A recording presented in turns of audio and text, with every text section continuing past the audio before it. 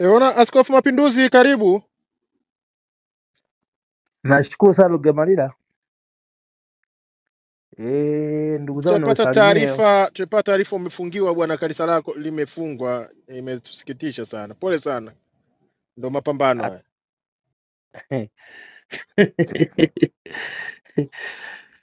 Lugemalila, tuko kwenye giza nene ndugu yangu, shetani kaivamia nchi. Nianze labda nyuma kidogo. Tarehe 2 mwezi wa 6 ilitoka nyaraka mbili, moja imesainiwa, moja haijasainiwa, na sisi hatukuletewa kanisani, na baadaye wakatokea wakafunga kanisa. Siku hiyo wameandikisha nyaraka, siku hiyo wakafunga kanisa siku hiyo. Kwa waliandikisha nyaraka majira labda saa mchana hivi, saa 8 saa 9 huko, lakini jioni wakafunga kanisa majira ya usiku.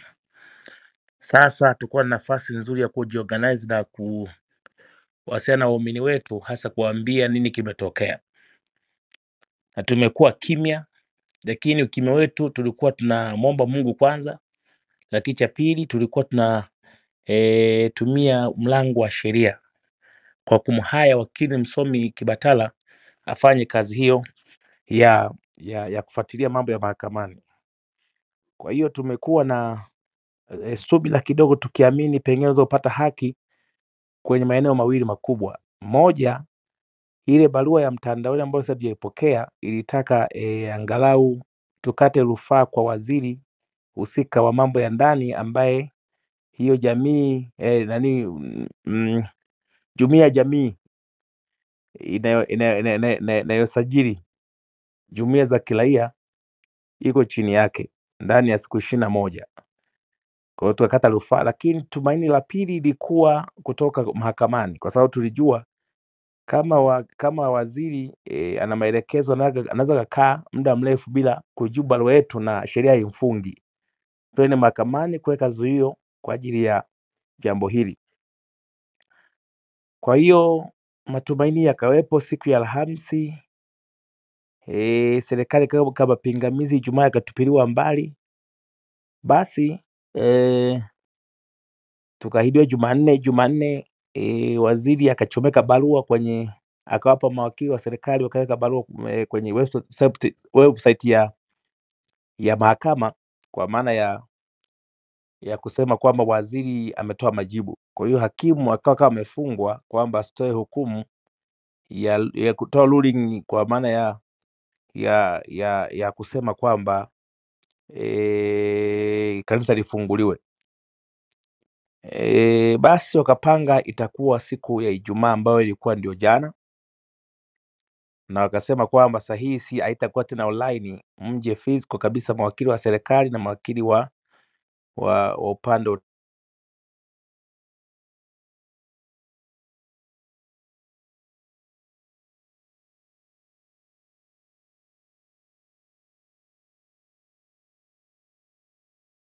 au kanisa itafunguliwa, itatoa judgment. Watu wengi waliguswa, hasa jimbo letu la Dodoma. Wakaja wachungaji wengi wa jimbo la Dodoma na wachungaji wengine ambao sio wa dhehebu letu, madhehebu mengine wakaja, na wengine tukatoka mbali, Dar es Salaam, tukafika mpaka Dodoma kwa ajili ya kushuhudia. Kwa hiyo tukafika mapema asubuhi jana, tukiwa na shauku ya kujua tu kwamba kanisa itafunguliwa actually. Basi ukafika watu kama 570 na kitu, 71 72 huko. Idadi ilizidi kuongezeka baadaye, nafikiri pengine ilizidi zaidi ya hapo.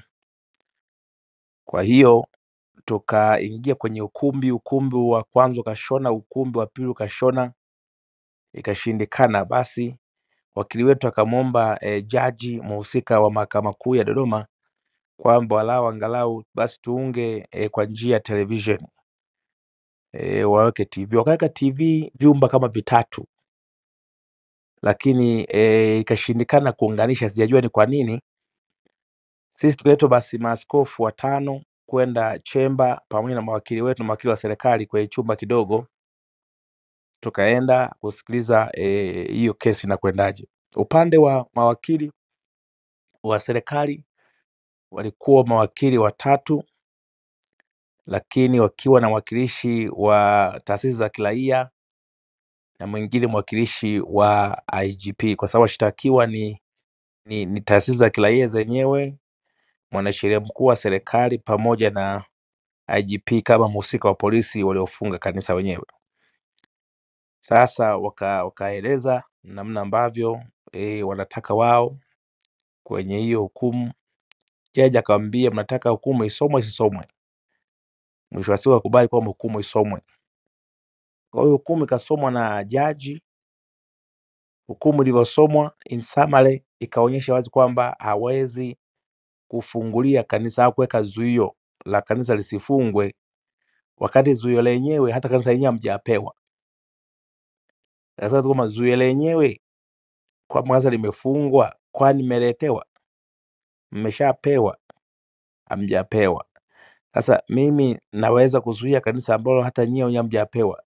Actually sema kwa lugha tu nyepesi kwamba nyinyi hamjazuiliwa, kwa sababu taratibu inajulikana, ili mzuiliwe lazima mpewe, na mkishapewa mnapata halali kuchukua hiyo barua ya zuilio ya kupeleka mahakamani. Pengine sijajua walifanya kwa makusudi ili sisi tusipate hiyo kopi na tusaini mahali au wadai wakane, lakini akasema kwamba siwezi kuzuiliwa mahali ambapo barua ninyi wenyewe hamjapewa, kwa hamna document yote ya serikali kuhusu kanisa limefungiwa.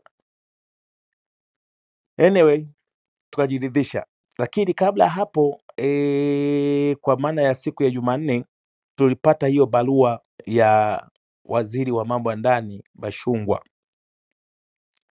Nadhani barua tutawekea hapa na ninyi mwisome pia, kwa sababu sio ya siri, haina siri, haina muhuri wa siri. Hiyo barua waziri tukasema tuiache kwanza kwa kimkakati, kwa maana kwamba tusie tukaisema barua ya waziri alafu tukamuingizia maneno hakimu au tukamtangulia akashindwa kutoa hukumu nzuri. Kwa hiyo tusema barua tuipata toka Jumanne, tukasema tuikae nayo kwanza, tutakavyoona itakavyokuwa mahakamani ndio tuna nafasi ya kusema sasa na watu wetu. Kanisa limekuwa kimya muda mrefu, hatukupata nafasi kuongea na watu Jumapili wala kwenye ibada, kwa sababu ilikuwa ni ambush ya kijeshi. Sasa baada ya hukumu hiyo kutolewa jana, wakili wetu akaomba angalau wafaili baadhi ya nyongeza zingine za kesi mama, akapangiwa kama alivyoelezwa, lakini ikapelekwa ili isikizwe tena kama ilivyosikizwa jana, ikapelekwa tarehe 8 mwezi wa 7. Sasa kwa ushahidi wa hakimu mwenyewe kuhusiana na barua yenyewe kwamba hawezi kuweka zuio barua ambayo hata haipo, hajawekwa kwenu. Kwa hiyo kama ni kama mnazuia kitu ambacho hata hakipo, nazuia kitu ambacho hakipo. Lakini ile barua waziri sasa tulikuwa nayo sasa, na tulijua waziri tayari ameikana ile barua mtandaoni, hasa kipengele cha pili, kwa kudai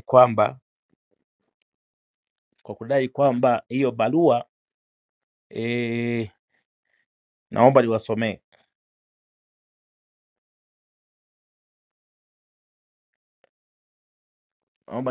Namna ambavyo, sitaisoma barua yote nzima, lakini walau kipengele cha pili nitakisoma. Kipengele cha pili kinasema, ni hapo cha kwanza kwa sababu cha kwanza sio kirefu sana. Nasema kwamba rufaa iliyowasilishwa haikuwasilishwa kwa kuzingatia matakwa ya sheria namba 333 ya jumuiya, kanuni zake, kwamba inatakiwa iwasilishwe kwa njia ya kupitia katibu wa wizara.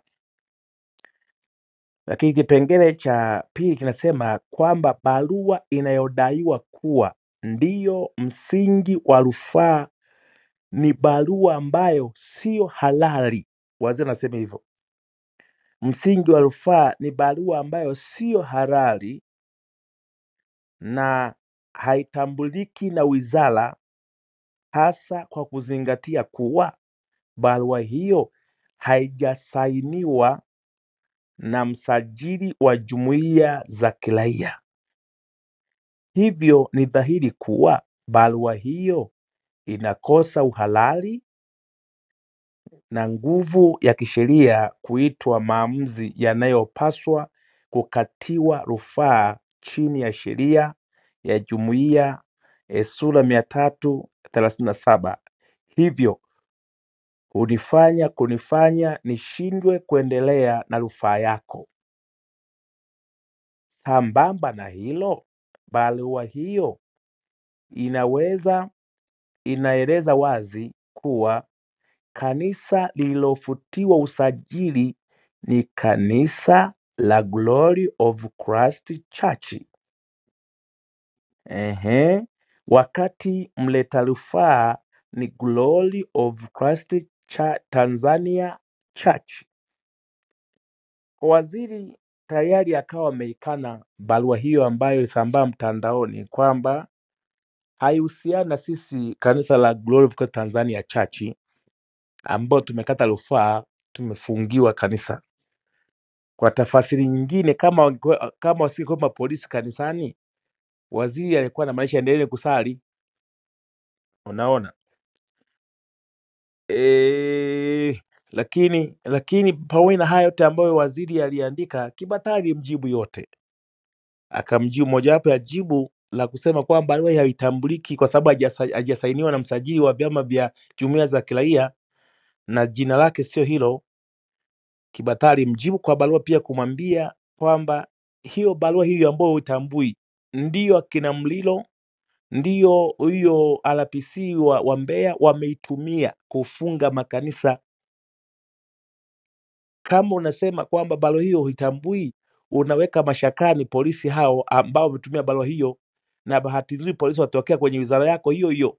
Toa amri basi polisi waondoke, sababu wewe mwenyewe umesema wazi kwamba barua hiyo haitambuliki kisheria, na sasa haitambuliki, wewe huwezi kuijibu kwa sababu ni barua ambayo sio halali. Wewe unasema sio halali, lakini ni halali kwa polisi. Lakini cha pili umesema barua yenyewe ina jina la Glory of Christ Church, yani kwa maana GCC.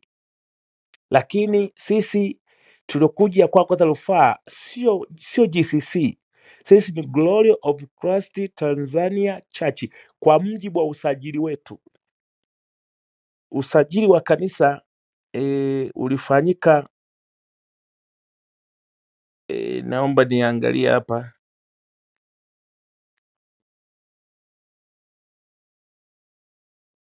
Usajili wa kanisa una jina limeandikwa Glory of Christ Tanzania Church, na namba yake iko hapo. Lakini sasa akasema akakwepa hivyo. Kwa hiyo tukaona nadhani mchezo fulani unafanyika ambao sio mchezo mzuri sana. Bahati nzuri mimi ni katibu mkuu, naibu katibu mkuu wa kanisa letu duniani kote, lakini pia ni mjumbe wa bodi ya wadhamini ya kanisa. Kwa hiyo nikapewa jukumu hilo na askofu mkuu sasa kutoa tamko la kanisa. Tamko ambalo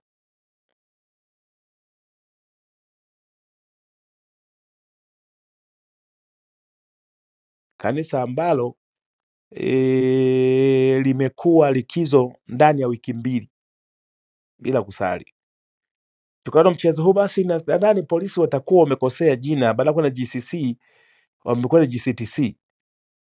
Kwa hiyo tunatangaza wazi kwamba tumegundua kumbe tulijiokopesha tu, au polisi walikosea tu, na kwa sababu tunatangazia watu kwamba wasije kanisani wakaogopa wenyewe tu bila kuambiwa, tunawaambia sarasi kwamba jamani, kwa mjibu wa hakimu alivyokataa ile barua kwamba haipo, hajatufikia sisi, lakini kwa mjibu pia waziri kwamba hiyo barua sio halali, basi sio kurudi kanisani kusali. Kwa hiyo nitegemea kabisa kwa tamko la jana la wakili Kibatala, polisi wangeshaondoka kwenye makanisa yetu yote na kuachia kwa ajili ya kuendelea na ibada ambayo tutangaza pia kwamba itakuwa ni Jumapili. Kwa hiyo walikuwa na siku moja walau ya Jumamosi kuondoa makalandinga yao na magari ya washawashi kwenye makanisa yetu. Sasa baada ya tamko hilo, kwangu mimi walikuja nikawaambia hapana, mimi ili mfunge kanisa lazima mlete barua, na wananifahamu.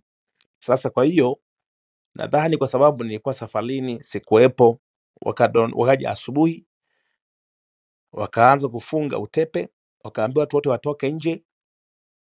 Yani uvamizi kama umevamia majambazi, amevamia nyumba ya mtu, utaka kunani kuiba vitu.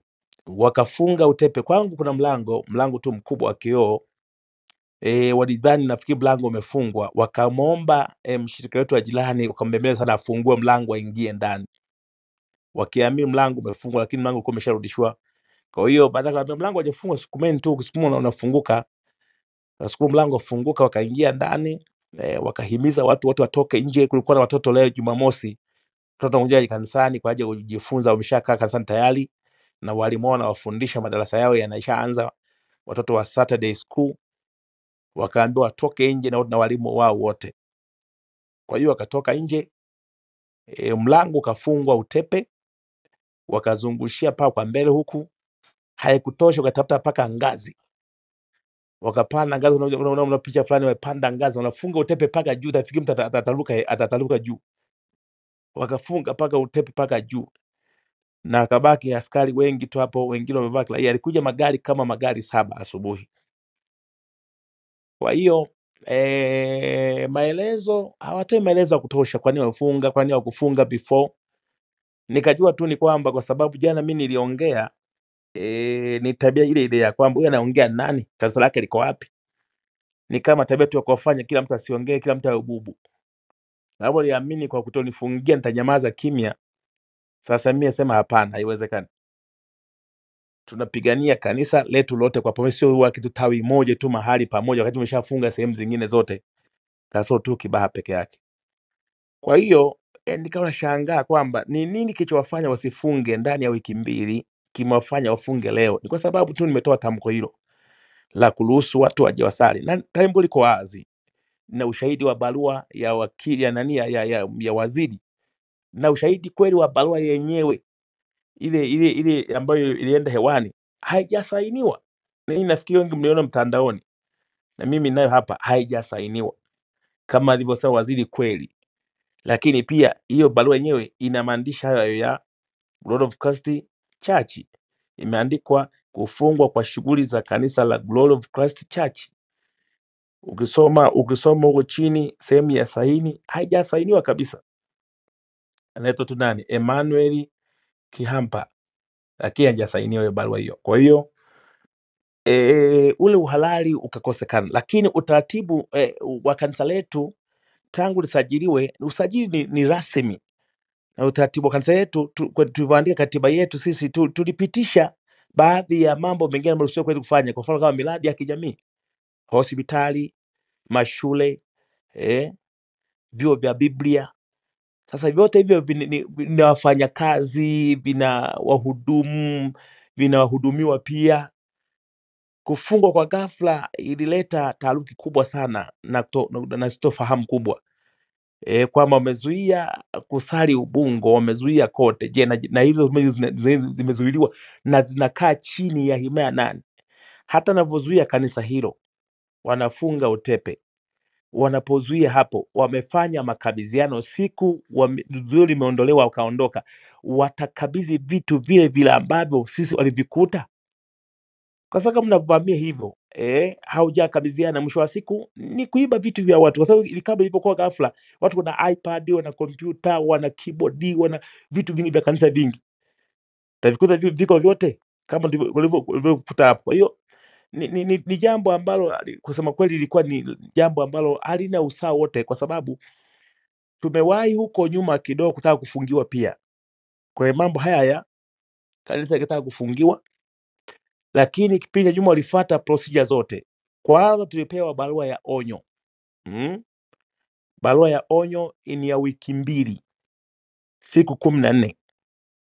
Lakini tukaitwa pia kusikilizwa, tukaelezwa kosa letu ni hili, tusikilizwe, tukasikilizwa. Na tulitumia bahati nzuri akili kibatala huyu, tukapambana. Mwisho wa siku hiyo kesi kaisha, kwa sababu madai kama sio kweli, na tukashinda. Lakini kanisa halikufungiwa kwa sababu ile haki ya kusikilizwa. Mimi naamini pia hata kwa sasa hivi ingekuwa sio uhuni, tungepewa notice ya siku 14, kanisa tungeliandaa, wami tungewaeleza, Pengine hata fujo itokea Ubungo, watu kupigwa mabomu na nini, singetokea kwa sababu tu watu walikuwa hawajapewa taarifa. Wanaona kama kanisa lao linavamiwa, na mtu ukimgusa kwenye imani, hapo utamuulia kwenye imani. Vita imani ni mbaya sana. Mtu utaki kumfia Mungu wake, kufia kanisa lake, kufia imani yake, hata kupewa nafasi hiyo. Lakini mimi tulipewa nafasi hiyo, tukafanya pesa zote. Ilipofika tukitumia kanisa lishafunguliwa na tukaendelea, wala jamii hata ikujua kwamba kanisa lilikuwa na makosa au itaka kufunguliwa. Sasa mambo kama hayo yanapotokea, ndugu zangu, unaona ni onevu wa hali ya juu mno katika mazingira hayo. Sasa sisi tukasema kesho ni ibada kesho, lakini sasa kama wamefunga kwangu na Ubungo bado wapo, sehemu zingine bado wapo, nafikiri ataongeza maaskari wengi zaidi usiku wa leo. Tunatarajia kuona kesho basi vita nyingine ambayo sijaelewa itakuwaje, lakini kistaarabu watakiwa wasikilize maelezo ya barua ya waziri ambaye wao wako chini yake. Hiyo barua naamini wanayo, hiyo barua naamini walisoma. Sasa katika mazingira ya udikteta hauwezi kuelewa kwamba hii kitu hiki mbona uhalali wa kawaida wa kisheria mbona hata haupo. Tutegemea tangu barua waziri ilivyotoka basi walikuwa washaondoka. Sasa unavongania hapo, hata tukumbuke barua iko wapi, watatuletea barua ambayo waziri ameikana. Haya basi, angalau sasa tukabizane vitu, wasiangalau amna yetu, sababu sasa jamii wana mabomu, wana bunduki, wana nini, watafanya vyoweza. Tumeambia waumini wetu waje kusali, kwa sababu haki ya kusali haijafutwa bado. Wakikuta utepe basi wasifanye fujo, ila wasali nje ya utepe. Hata hivyo Mungu atasikia. Kwa wakija maelfu ya watu itabidi wazima mabarabara, kwa sababu ndani ya kanisa, ndani ya jengo walikuwa nafasi ya ukao kwa utulivu, lakini barabara kwa control itakuwa sio nzuri sana, kwa sababu wana haki ya kuabudu na actually mtu anasema kwa nini salia nyumbani. Biblia kitabu cha Waebrania 10:25 nafikiri nimeona hapa juu kwa tangazo, inaonyesha kwamba wala msiache kukusanyika kama ilivyo desturi ya wengine. Kwa swala sio kusali ukiwa peke yako nyumbani, swala mkusanyike, mnasali kwa pamoja. Mungu anasema wakusanyikanapo wawili ama watatu kwa ajili ya jina langu, nitajibu maombi yangu, au nipo pamoja nao. Sasa sio mmoja, wanapokusanyika wawili ama watatu na kuendelea. Kama wawili tu au watatu Mungu pamoja wao, basi wakiwa wengi ndio Mungu anakuwa pamoja nao sana. Sijajua anapokuwa mmoja Mungu anakuwa pamoja na yeye au la, lakini agizo la Mungu wanakusanya wawili watatu, Mungu anakuwa nao pamoja nao. Kwa hiyo tulipofikia hapa, ndugu zangu, tulifikia mahali ambapo waumini wetu wamejenga chuki sana juu ya serikali. Kumbuka, ukiongelea kanisani unaongelea mapolisi na wake zao wanasali kanisani humo ndani, walimu nasali kanisani humo ndani. Usalama wa taifa pia ni waumini wetu. Kumbuka, wana CCM wanasali humo ndani, ACT wanasali humo ndani, Chadema wanasali humo ndani, na wasio na vyama kabisa wenyewe wanasali humo ndani. Ni kanisa lao, wanaamini kanisa kwanza ndio ifate kazi yao. Hata polisi anaamini imani yake kuliko hata kazi yake, yuko tayari aache kazi yake. Watakapoamua kupiga mabomu, watapiga watoto wao, watapiga wake zao, watapiga ndugu zao, watapigana wao kwa wao. Polisi anapiga mke wa mwanajeshi au anapiga mwanajeshi. Kanisani wanasali wanajeshi wengi sana. Hao wanajeshi wanasali kanisani, hao watakubali kupigwa na polisi kweli? Eti kwa sababu ni kanisani? Wanataka mapigano makubwa sana, kwamba polisi umpige mtu anaenda kusali. Meja wa jeshi ameenda kusali kanisani, polisi koplo na lungu lake ataka kupiga muumini huyo, atamruhusu kweli? Ni kitu ambacho nafikiri wamejapiga mahesabu vizuri. Unavyopiga waumini au mabomu na nini, au nawakamata, unamkamata kwa jina la muumini aliyeenda kusali. Kwa mujibu wa katiba yetu ibara ya 19 anaruhusiwa kuabudu.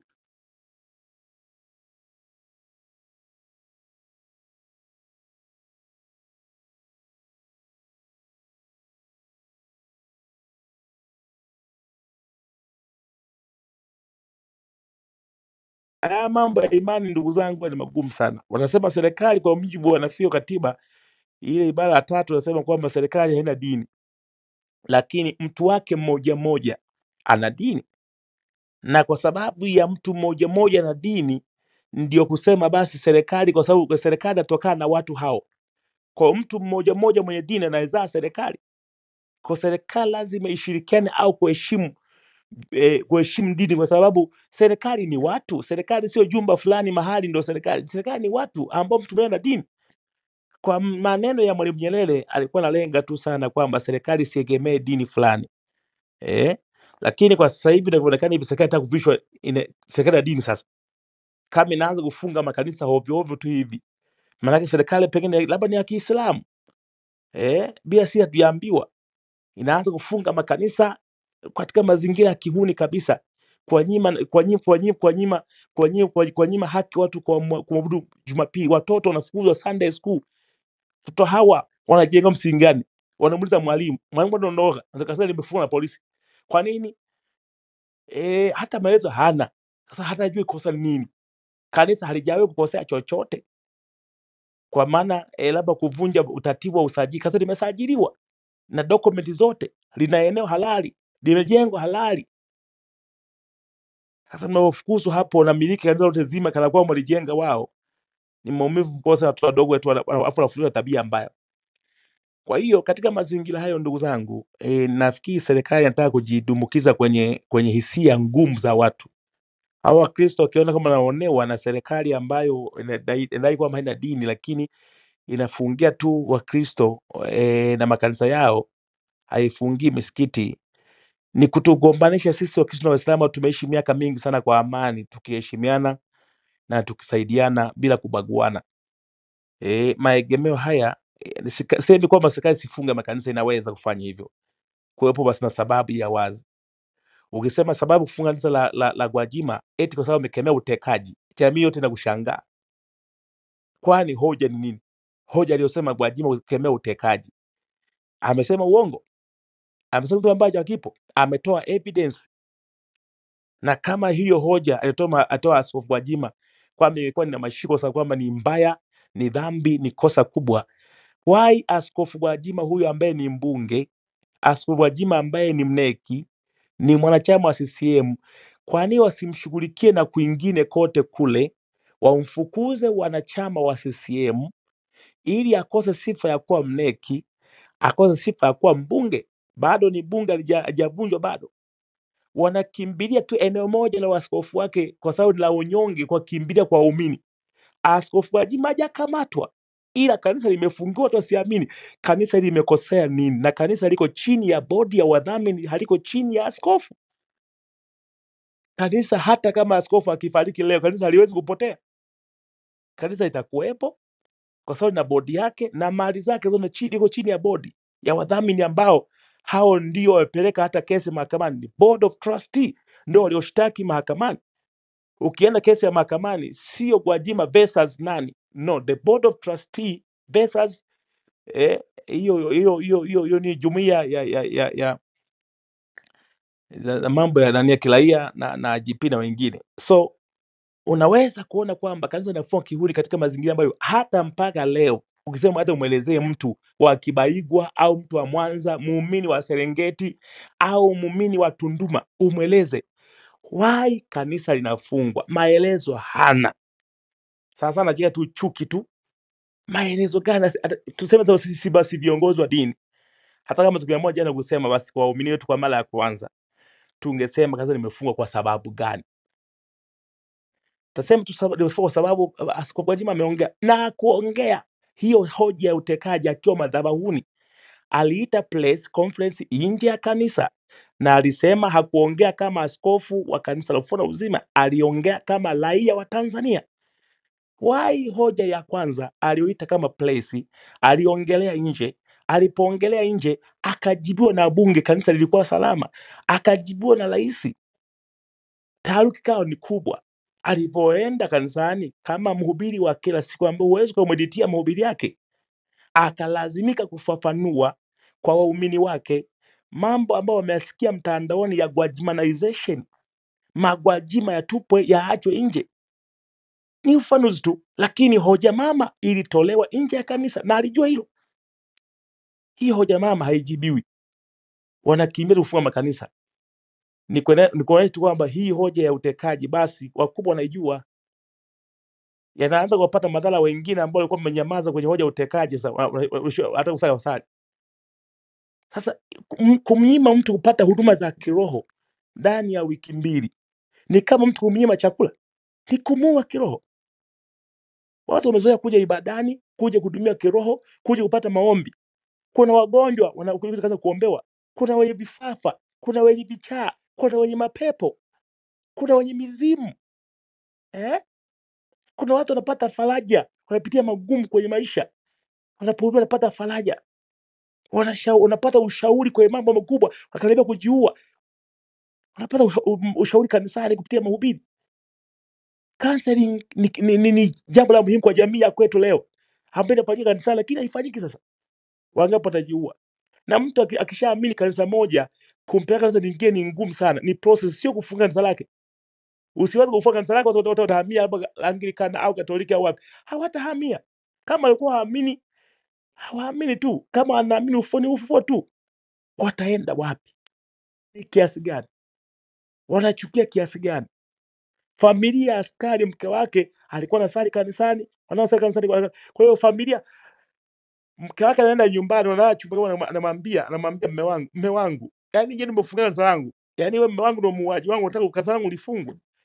Hiyo ndoa sasa, kama itakuwepo hiyo ndoa, itabidi hiyo mwanamke amwambie, kama nyie mnaamua kufunga mpaka imani yangu, basi afadhali tuachane. Kwa sababu lazima wafahamu wazi kwamba hili jambo, hii ni issue ya, ni institution ya kijamii, inabeba watu na inatambulika na inaheshimika. Hii imepitia utaratibu wa kusajili. Katika mazingira haya, ndugu zangu, tunazalisha jambo ambalo itakuwa ni gumu sana kwa watu pekee wenye chuki na serikali. Wanasema bwana, tuendelee hivi ili mchuzi unoge zaidi, tuendelee hivi bwana, ili hawa waumini wakasirika, wachukua hatua kubwa zaidi.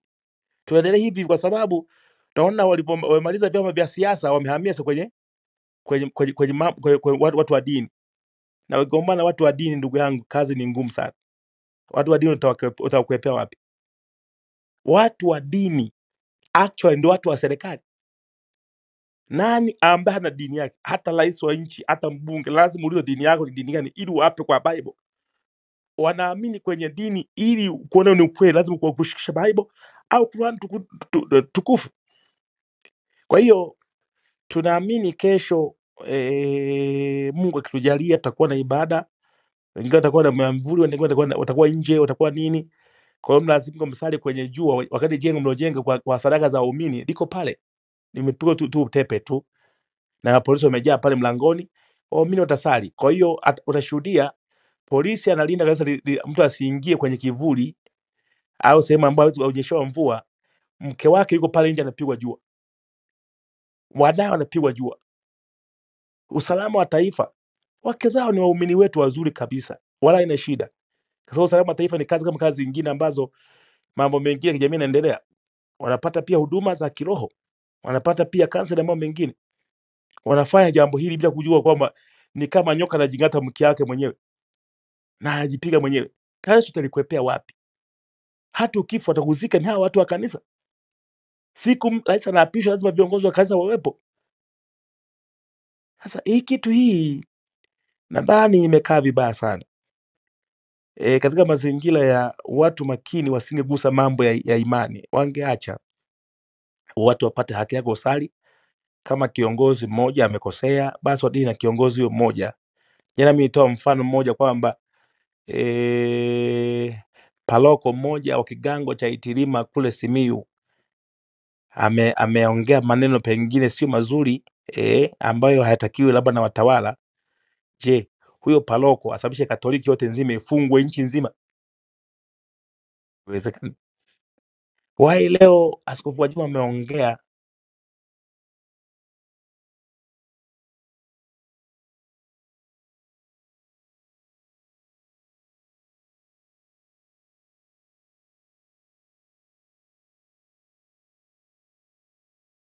Samia, kitu ambacho mimi kilikuwa inanikera, nilikuwa navumilia tu, lakini kilikuwa inanikera kweli, kwa sababu ya ile injili ya kupita nchi nzima. Yalizaliwa makanisa kila kona, kila jimbo yalizaliwa makanisa mengi na kuwa na wafuasi wengi mno. Angalia mikutano ya kila mahali, tumeenda kila jimbo, Kakonko, Kibondo, Kasulu, Uvinza, Mpanda, tumetembea nchi nzima. na wafuasi wamekuwa wengi mno. Unaweza kusema hata nusu ya Watanzania, kwa sababu utakatia labda milioni 6 na kuendelea, lakini inaweza ni zaidi ya hapo, kwa sababu maelfu ya watu walikuwa wanamfuata kwenye mikutano yake, na wote wanakubali kuingia kwenye makanisa yake na kusali. Katika mazingira hayo sasa, hawa wafuasi wote hao wanafikiria nini? Kwa mtawala ambaye anaamini kwenye uthamani wa kula, anaamini kwenye uchaguzi, si matukio ya kutendwa kwenye mwaka wa uchaguzi, huku wategemea hao kupigia kula. Kampeni yako utakuja ifanye kampeni, utafanya kampeni. Akitokea mtu akamwambia jamani, nyie ufufuo CCM haiwapendi, rudisheni kadi zake, akatoka natoa tu mfano, akatoka mtu akasema tu hivyo, unafikiri mtu hao simwamini? Watamwaga kadi zote.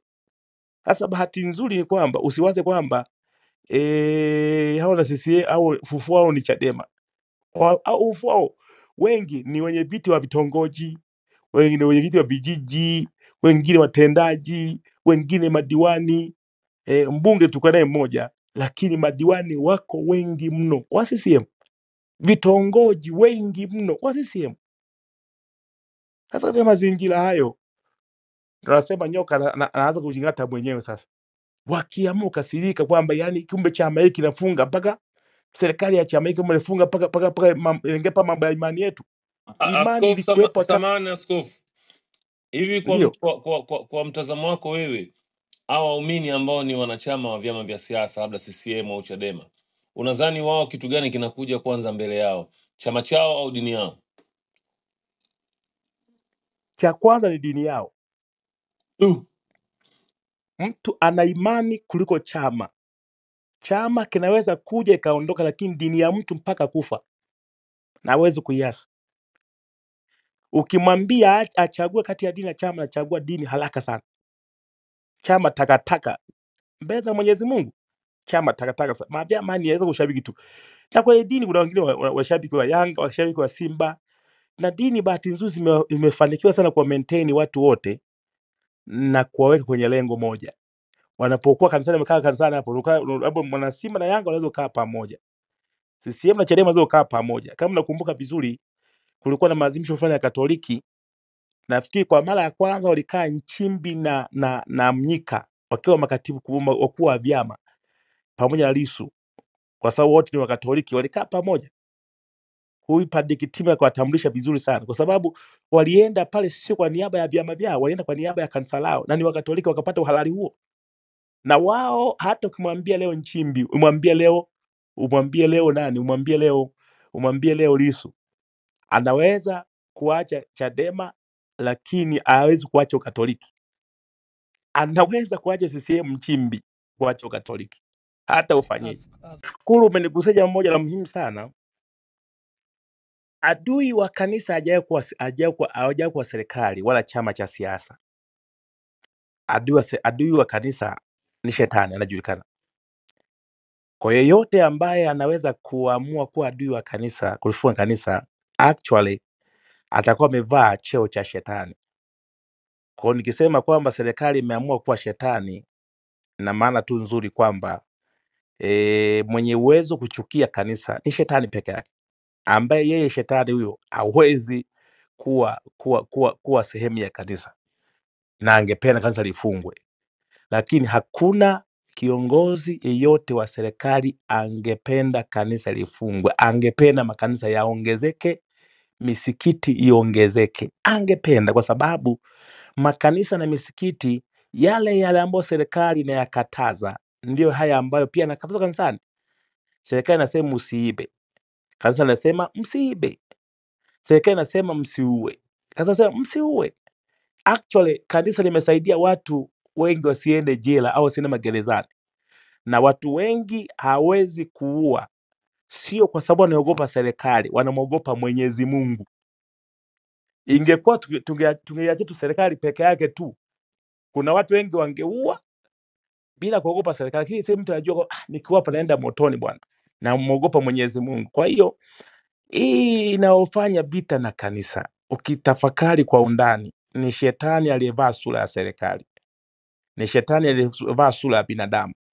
Hawezi kuwa mtawala yeyote anaweza kuchukia kanisa zima zima Unaweza kuchukia mtu mmoja mmoja, kamchukia Askofu Bagonza, kamchukia Askofu Alex Malasusa, uweza kuchukia KKT yote, uwezi.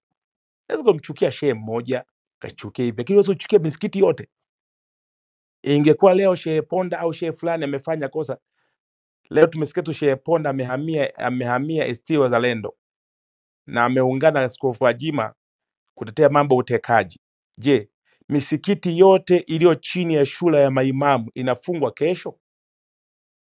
Huyu ambaye amesema, Askofu Gwajima ameongea vizuri na amesema mambo utekaji sio sawa. Ameongea leo kwenye uwanja wa Mwembe Yanga na amehamia ACT Wazalendo, yuko against serikali manake ya Chama cha Mapinduzi. Je, misikiti yote hiyo chini ya shule ya maimamu, kwa sababu huyu Shehe Ponda ni katibu mkuu wa shule ya maimamu, je, kesho maimamu wote ndo wanafungiwa wasifanye dua wala sala kwenye misikiti yao? Mbona hii double standard sana? Ndio maana nakwambia hii swala la kuwa na rais Muislamu halafu anawatendea mambo haya Wakristo, wale waliotangulia wote walikuwa naepuka kwa nguvu kubwa sana, walikuwa naepuka sana, kwa sababu usidhaniwe hivyo. Tumewahi kuona watawala Waislamu na Wakristo, bahati nzuri wanaheshimu dini. Ndio maana mbadilishano huu, hata kama kwa katiba ya nchi haumo, lakini umekuwa utamaduni mzuri sana kulinda heshima za dini zote. Rais wa kwanza Mwalimu Nyerere alikuwa Mkristo, wa pili Ali Hassan Mwinyi alihaji, Hassan Mwinyi alikuwa Muislamu, wa tatu Mkapa Mkristo, wa nne Kikwete Muislamu, wa tano Magufuli Mkristo, wa sita ni Muislamu. Haya yote mabadilishano yote haya ni heshima ya dini. Unaposema serikali haimini kwenye aina dini, actually ni lugha ambazo Mwalimu Nyerere alisema tu kwa ajili ya kuepuka serikali, lakini ukweli serikali inaamini kwenye dini. Ndio maana inaamini kwenye mabadilishano hayo.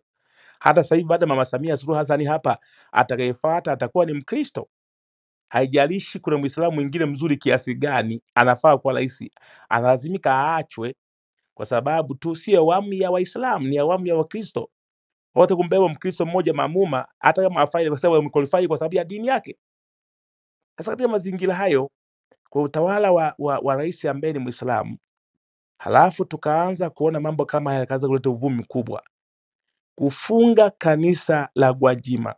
Tungesema kwa sababu labda au wakisema ukifunga kanisa la Mapinduzi, kwa sababu Mapinduzi amekuwa labda ni mkemeaji wa mambo mabaya na nini muda mrefu na ni Chadema, uone ukweli.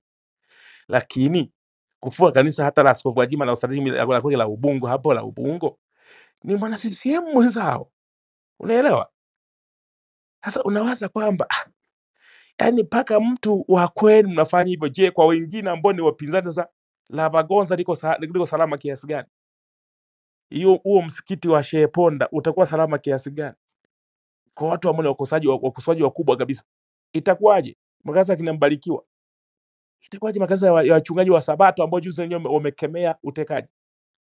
Kwa nadhani mimi ninachotaka kusema hapa ni kwamba ukigusa mambo ya misingi ya dini umegusa watu wote, na serikali yenyewe ikiwemo. Serikali imo ndani ya dini. Kugusa, uzuri ni kwamba unajua hii mambo ya kufunga kanisa imetokea mara nyingi kwa vikanisa vidhehebu vidogo ambao labda ni askofu lakini ana kanisa moja, hana branches zingine. Kwa once ukishafunga kanisa lake mwenyewe tu hapo umeshafunga kote. Sasa hili la kwetu hili ni kubwa mno, ni kubwa mno. Lina mamiladi, lina majengo, lina mahelikopta, lina ndege, ni kubwa mno, limeenda mpaka vijijini, lina wafuasi wengi. Unafunga kirahisi tu hivyo? Ni kama ukifungia na Katoliki leo, utaweza kweli? Alafu bahati mbaya kwetu Glovecast hili, unasikia tu Glovecast haliko tu kwetu hapa, limesambaa mpaka duniani kwenda makanisa kama 400 mengine huko nje ya nchi. Kule wanaendelea kama kwenda tu, hata hawajashangaa. Na wamekuwa wakituombea si huku, kwa sababu nchi zao zinaheshimu mambo ya kidini. Sasa leo ukigusa mambo ya dini umegusa watu wote ambao hata hujajue. Kuna wengine wako ndani ya Ikulu humo. Mgawanyiko utaanzia humo ndani ya jeshi la polisi, utaanzia ndani ya usalama wa taifa wenyewe. Wanajeshi hawatakubali, wake zao wananyanyaswa na wenyewe ni waumini. Ukimkuta mwanajeshi ni meja kweli kweli, lakini akija kanisani anavaa suti safi na ni mzee wa kanisa kanisani, na anaheshimu kazi yake ya kanisani vizuri na mambo yake ya kazini, ikisikia sala yake limefungwa anachukia sana. Kwa hiyo mgawanyiko ni mkubwa mno kufunga kanisa, na ndio hata Bashungwa anakikwepa, kwa sababu Bashungwa ni Mkristo mzuri tu, lakini anaikwepa. Bahati nzuri hata nani aliyempangia huyo hakimu jaji, na yeye ni Mkristo. Nafikiri wanafanya kwa makusudi, na kwa sababu unajua wasio singizio kama ni Waislamu wafanye hivyo. Hata Bashungwa hii kwepa Tereza Kibatari mwambia jibu hoja ya msingi, usizunguke zunguke, kanisa limefungwa. Tunahitaji majibu yako ya dharura. Kama kuna jambo, waziri una nafasi ya jambo lihoji. Bashungwa hajajibu kabisa, ameteleza tu, akaangalia barua imefikaje kwake, akaangalia umechanganya doti gani, yaani ameteleza, anashindwa kuamua kanisa alikaange au aikane kazi yake ya waziri. Labda anasubiri amalizie waziri, labda asema bwana, mimi sitaki msala huo bwana, nafungia kanisa la Yesu, nikifika mbinguni hata kiniuliza kwamba ulipambana kanisa langu utafanyaje? Sasa kanisa limejengwa juu ya mwamba, hata malango ya kuzimu hata lishinda. Waziri ufunge kanisa. Baada hapo Bashungwa uungu kikoma na waziri umekoma, atakuwa muumini wa mahali fulani, lakini uumini hauwezi kukoma. Atakuwa na historia gani kwamba alipokuwa waziri miaka fulani hakufunga makanisa, hakuzuia Kristo? Kwa sababu paka jimboni kwake mwenyewe Bashungwa huko Kayanga, waumini wako wengi, makanisa yako zaidi ya 20 na kitu ndani ya jimbo lake mwenyewe.